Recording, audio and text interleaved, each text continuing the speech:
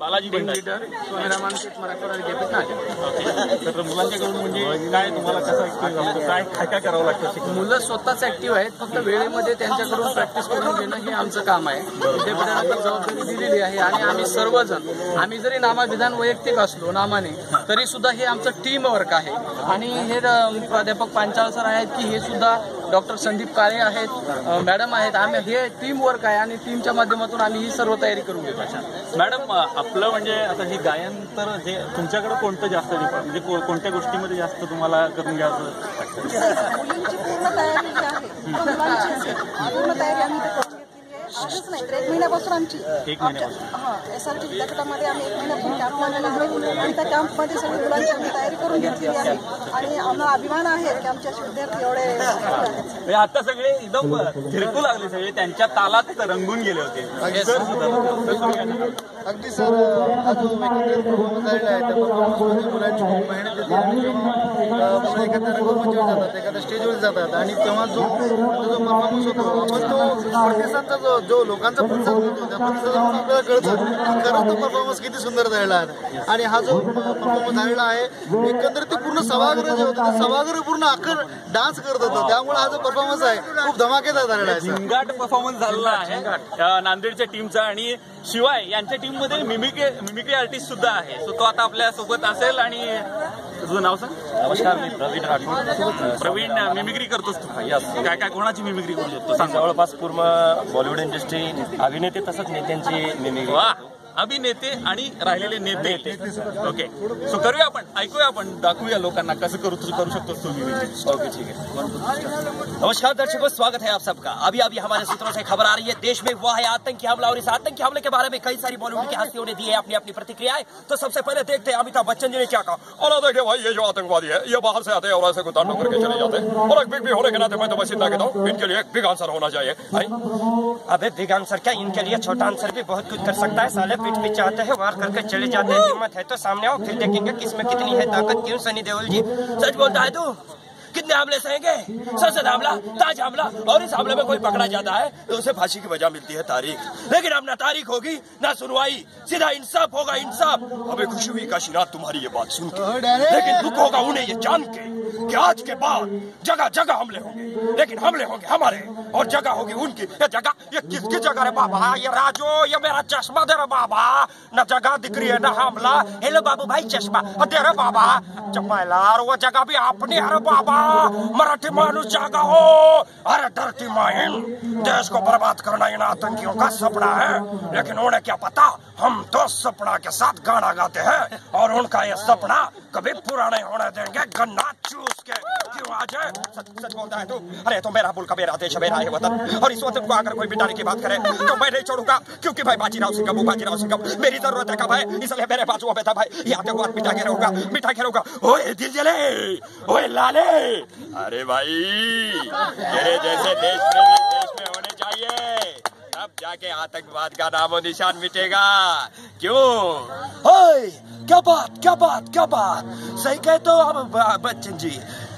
लातों के बुत बातों से नहीं मानते हैं, इन्हें प्यार से नहीं हथियार से समझाना चाहिए. क्यों जानी, ना गोलियों की बौछार से ना तलवार की धार से आतंकवाद तो मिट सकता है हमारी यलगार से. क्यों प्रेरणाथ कीना स्वामी? सच बात बोलते हो बिगड़िया. आने वाले समय में अगर हिंदुस्तान को शक्तिशाली राष्ट्र बनाना है तो आतंकवाद का नामो निशान मिटाना पड़ेगा. तब जाके हिंदुस्तान एक बड़ा राष्ट्र बन सकता है. क्यों सुनील शेट्टी? हम जब चलते हैं तो तूफान खड़ा हो जाता है. हम जब चलते हैं भूचाल आ जाता है. हमें बिठाने की कोशिश न करो आतंकवादियों. हम जब हथियार उठाते हैं तो पूरा इतिहास बदल जाता है. मंसूर साम्राज्य नूरिया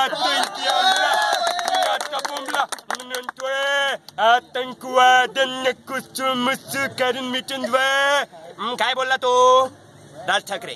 काय कळलं? मलाही नाही कळलं, पण मी माझ्या भाषेत सांगतोय. जेवढी गोष्ट झाली तेवढी झाली. तुमच्या समक्ष तुमच्या साक्षीने सांगतो, याच्या परत याच्या नंतर महाराष्ट्रातच काय देशात जर कोणी घुसखोरी केली तर हात पाय जोडून ठेवल्याशिवाय गप्प बसणार नाही. अगं बाबा, अरे नुसतं बोलून चालत नसतं. अरे त्याला पुढे येऊन सर्वांनी काहीतरी करावं लागत असतं. तिच्या माईला मग आता जे कोणी हमला केला हे निरपुरे त्याला धोत्राच घेणार आणि बांधून शिक्षा देणार. पाहिलं लय डोक्याला ताप झालाय बघ या ठिकाणी. तर शरद पवार या विषयावरती प्रतिक्रिया देतात. आता शिक्षा द्यायचं म्हणलं तर शिक्षा द्यायचा अधिकार हे केवळ भारतीय न्यायव्यवस्थेला असून भारतीय न्यायव्यवस्था ही चांगली उत्तम आणि उदात्त आहे. कुठल्याही आतंकवाद्याला योग्य ती शिक्षा मिळेल अशी आशा आम्ही बाळगली पाहिजे. नितीन भानुगडे पाटील या विषयावरती प्रतिक्रिया देतात. परवा आमच्या देशामध्ये आतंकी हमला झाला. कुणी केला का केला कारण परंपरा भाग वेगळा. पण माझ्या राजाचा इतिहास सांगतो, आमच्याच वाटेवर येऊन आमच्याशी वाटमारी करणाऱ्याच्या वाटेवर जाऊन त्याची वाट लावल्याशिवाय आम्ही आमच्या वाटेवर परतत नाहीत. हा इतिहास आहे आमचा. नरेंद्र मोदी या विषयावरती प्रतिक्रिया देतात. मेरे देश के भाई और बहनों, हिंदुस्तान को अगर प्रगतिशाली और शक्तिशाली राष्ट्र बनाना है तो सभी देशवासियों को मिलकर के इस आतंकवाद का नामो निशान मिटाना चाहिए. घर में खाने के लिए रोटी नहीं है, चले आते इस देश की शांति मिटाने. मारो सालो मारो, लेकिन कितनों को मारोगे? एक को मारोगे तो 100 खड़े होंगे, क्योंकि ये देश महावीर गौतम बुद्ध और गांधी का देश है. लेकिन याद रखना, नहीं भूले हम महाराणा प्रताप और छत्रपति शिवाजी महाराज को. हमारी खामोशी को हमारी कमजोरी मत समझो, क्योंकि हम एक ही जाति और एक ही धर्म को मानते हैं. वो है ये इंसानियत. और इसी इंसानियत की सीख लेके कल देश का बच्चा बच्चा बोलेगा भारत माता की जय, भारत माता की जय, भारत माता की जय. धन्यवाद. टॉप जे आता तू मिमिक्री करत होता ते यांच्यामुळे करू शकत होता. तुझं नाव सांग. मी बालाजी सूळ, बालाजी. मूळचा लातूरचा आणि स्वामी रामानंद शिरकुमार विद्यापीठाकडून गेली अनेक वर्ष प्रेझेंटेशन करत आलो. यावर म्हणजे तूही मिमिक्री आहे. ओके. सो तू काय आम्हाला थोडंसं जरा वेगळं दाखवूस मिमिक्रीमध्ये? अनेक वेळेला असं होतं की कलावंत आहे मी आणि हे पण कलावंत चांगलं आहे. आणि खरं तर मी आता प्रशिक्षक म्हणून माझी ओळख करून दिली. त्याच्यामध्ये उपजतच तो गुण आहे. मी फक्त त्याला दिशा देण्याचं काम केलं आणि त्यांनी अतिशय सुंदर केलेलं आहे. प्रत्येक कलावंत असतो आणि शेवटी मी एक डायलॉग लेकिन कुछ भी हो यार, गुरु आहे तू. शेवटी कलावंत असतो आणि हा क्षण नंतर राहत नाही आणि नंतरचा येणारा क्षण आपण कल्पनाही करू शकत नाही. त्यामुळे आहे त्या क्षणामध्ये जगणं हा माझा स्वभाव आहे आणि ते प्रत्येकाने जगलं पाहिजे. शेवटी असतं की टू बी और not to be, that is a question. जगावं की मरावं हा एकच सवाल आहे. या दुनियेच्या उकिरड्यावर खरकट्या पत्रावळीचा तुकडा होऊन जगावं बेशर्म लाचार आनंदानं, की फेकून द्यावं या देहाचं लखतर त्या गुंडाळलेल्या जाणीवेच्या यातनेसह मृत्यूच्या काळ्या शार डोहामध्ये, आणि करावा शेवट माझा तुझा याचा आणि त्याचा सुद्धा.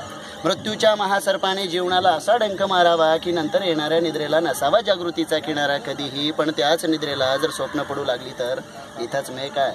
स्वप्नांच्या अनोळखी प्रदेशात प्रवेश करण्याचा धीर होत नाही, म्हणून आम्ही सहन करतो हे साधं जुनं जागेपण, आणि सहन करत असतो प्रेताच्या निर्जीवपणानं अभिमानावर होणारे बलात्कार, आणि अस्तित्वाच्या गाभाऱ्यात होत असलेल्या सत्वाची विडंबना, आणि अध्याय करुणेचा कटोरा घेऊन उभे असतो आमच्याच मारेकऱ्याच्या हाताशी. विधात्या, तू इतका कठोर का झालास? एका बाजूला ज्यांना कला दिली त्यांना आर्थिकतेचं बळ नाही, आणि दुसऱ्या बाजूला ज्यांना आर्थिकतेचं बळ दिलं त्यांना कलेची जाण नाही. मग आमच्यासारख्या कलावंतांनी शरीरामध्ये एवढी कला घेऊन कुणाच्या पायावर डोका आदळायचं? नाना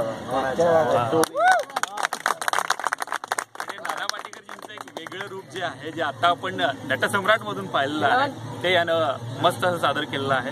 थँक्यू सो मच यार, सगळ्यांनी खूप एकदम मस्त एंटरटेन केलेलं आहे. आणि आणि ओके, फोटोग्राफीमध्ये म्हणजे कशा प्रकारचे फोटो काढायला तुला आवडतात? मला वाईल्ड फोटोग्राफी करायला जास्त आवडते. मग त्याच्यात काय वेगळं आणखीन म्हणजे तू आता सादर केलेस किंवा आता स्पर्धेसाठी वगैरे आहेत ना माझ्याकडे फोटोज वगैरे आहेत. हा, म्हणजे ज्याच्यात तुला असं काय व्ह्यू दिसला किंवा काय वाटतं तुला? मला फोटोग्राफीमध्ये जेव्हा पहिले मी जे फोटोग्राफी करत होतो ना, नेचर फोटोग्राफीबद्दल मला नॉलेज वगैरे तर एवढं नव्हतं, पण लास्ट 1 महिन्यापासून आमचा कॅम्प चालू आहे. बरं, त्याच्यामध्ये कोच आहे. Hello sir. आता कोच म्हणून एखाद्या मुलाला ट्रेन करत असताना कसं करावं लागतं की फोटोग्राफीमध्ये खास करून? बेसिक त्याचा जो अभ्यास आहे कलेवरचा, म्हणजे फाईन आर्ट्सचा अभ्यास जो आहे तो चेक केला जातो, आणि त्यानंतर त्या पद्धतीने त्याला टीचिंग केली जाते. त्याला मग त्याची शिबिरामध्ये त्यांची प्रॅक्टिस घेऊन मुलांना इथं राज्यस्तरीय सज्ज केलं जातं. आणि ललित कलेमध्ये 6 एकूण इव्हेंट असतात, त्यामध्ये हा फोटोग्राफीसाठी आहे. त्यामध्ये कला, कोलाज, कार्टूनिंग, रंगोली या कला प्रकारांचा समावेश आहे. आणि मुलं अतिशय उत्साहाने आणि आनंदाने यामध्ये करतायत. Thank you so much. आणि विद्यार्थी आपल्यासोबत होते अँड आपल्यासोबत खूप बजाऊगिरी आपली झालेली आहे. बस ऐसे सुपर हिट्स 93.5 रेड FM बजाते रहो.